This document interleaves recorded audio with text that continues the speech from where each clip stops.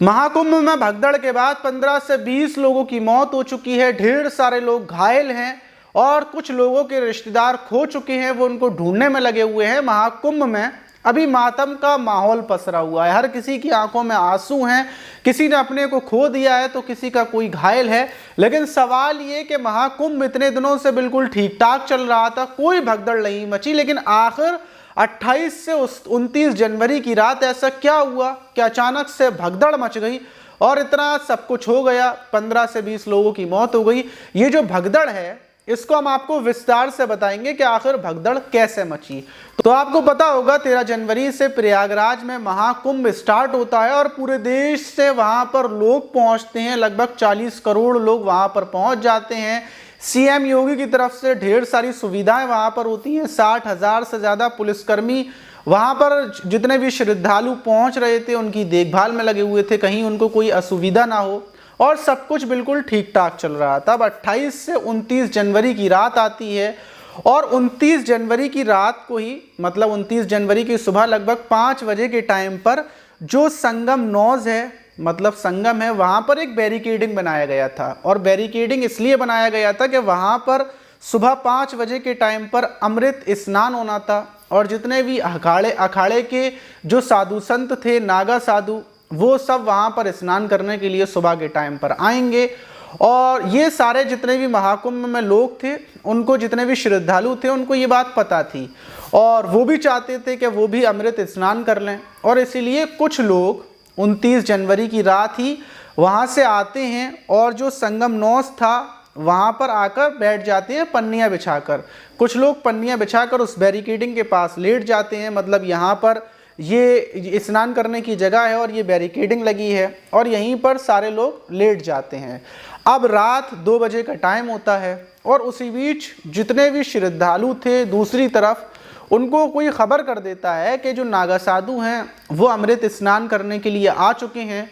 तो अमृत स्नान की खबर सुनते ही फ़ौरन लोग बैरिकेडिंग की तरफ आना शुरू हो जाते हैं और वहाँ पर तो पहले से लोग लेटे हुए थे, तो उनके ऊपर से निकलकर बैरिकेडिंग के पास लोग आना शुरू होते हैं, एक दूसरे को देखते हैं और ऐसे ही कर क्योंकि रास्ता आने जाने का एक ही पुलिस ने रखा था, अगर दूसरा रास्ता होता तो लोग आते और निकल कर चले जाते, लेकिन वो रास्ता एक था।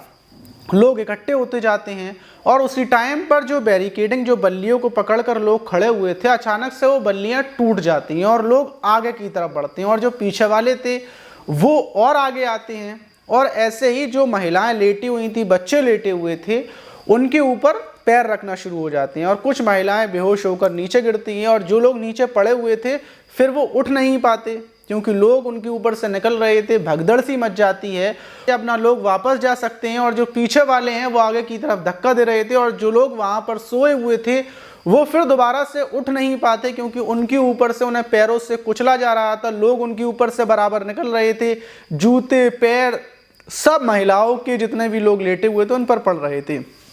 और उसके बाद पुलिस काबू करती है मौके पर, मतलब वहां पुलिस पहुंचती है और जो लोग थे अंदर की तरफ आ रहे थे उनको रोका जाता है, शांत करवाने की कोशिश की जाती है और 1-1.5 घंटे के बाद लोगों को वहां से बाहर निकाला जाता है और जितने भी लोग महाकुंभ में एंटर हो रहे थे उसको रोक दिया जाता है और फिर पुलिस घायलों को लेकर पहुंचती है। लगभग 50 से 60 लोग घायल थे और उसमें उसी टाइम पर 10 लोगों की मौत हो चुकी थी। 10 बॉडियां वहां पर लोगों ने देखी थी और अभी तक पुलिस ने पुष्टि नहीं की है कि आखिर टोटल कितने लोगों की मौत हुई है। ये खबर चारों तरफ फैल जाती है। फौरन सीएम योगी आदित्यनाथ एक वीडियो जारी कर देते हैं और पीएम मोदी का योगी आदित्यनाथ के पास लगभग 4 बार फोन आता है।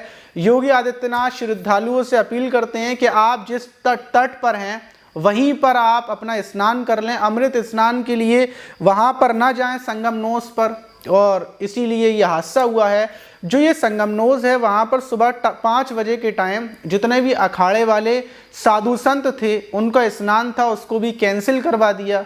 अब जो साधु हैं उनका कहना है कि पहले ढेर सारे जितने भी श्रद्धालु हैं ये अपने स्नान कर लें, उसके बाद अखाड़े के साधु संत स्नान करेंगे। वहीं ये खबर के बाद बड़ी दुख की बात है कि मतलब इतना अच्छा चल रहा था स्नान, महाकुंभ इतना बढ़िया चल रहा था, पूरा देश पूरी दुनिया नज़र रखे हुए थी, क्या 35 से 40 करोड़ लोग एक जगह पर इकट्ठे हुए हैं और कोई दिक्कत नहीं हुई है। लेकिन आखिर में जिस बात का डर था वही हुआ।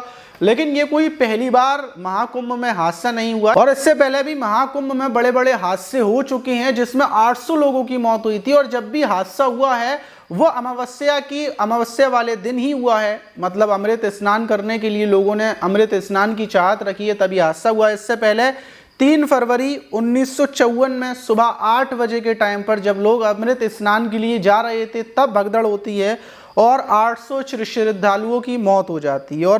और उसके बाद 1986 में हरिद्वार कुंभ हादसा होता है और उसके बाद 2003 में होता है महाराष्ट्र के नासिक के गोदावरी नदी के किनारे जहां पर कुंभ चल रहा था और वहां पर भगदड़ होती है। 39 लोगों की मौत होती है और 100 से ज़्यादा लोग घायल होते हैं। और फिर उसके बाद होता है 2010 में कुंभ हादसा और वो भी हरिद्वार के अंदर हुआ था जब 7 लोगों की मौत हुई थी और 15 से ज़्यादा लोग घायल हुए थे। और फिर होता है 10 फरवरी 2013 में और वो भी अमावस्या के वाले दिन हुआ था जब श्रद्धालु जो अमृत स्नान करने के लिए जा रहे थे तब हादसा होता है और तब 42 लोगों की मौत होती है और 45 से ज़्यादा लोग घायल होते हैं। और अब आकर 2025 में ये हादसा हुआ है और जितने भी हादसे हुए हैं ये मौनी अमावस्या पर हुए हैं। इसलिए आप अगर आते हैं कुंभ जाते हैं तो 2 दिन पहले मौनी अमावस्या से और 2 दिन बाद तब जाएं। और अगर आपको मंदिर के दर्शन नहीं मिल पा रहे हैं तो नॉर्मल दिनों में जाकर आप मंदिर के दर्शन कर सकते हैं। और स्नान करने के लिए आप ज़रूरी नहीं है कि संगमनोस पर या अमृत स्नान करने के लिए जाएं। आपके अंदर आस्था होनी चाहिए। आप जहां पर स्नान करेंगे और जितने दिल से स्नान करेंगे वो ऊपर वाला देखता है, भगवान वही देखता है। ज़रूरी नहीं है कि आप उसी जगह पर संगम या अमृत स्नान के लिए जाएं। आप क्या बोलना चाहेंगे कि इसमें किसकी कमी रही, इतने बड़े हादसे में इसका जिम्मेदार कौन है? कमेंट बॉक्स में ज़रूर बताइएगा। मिलते हैं किसी और वीडियो में।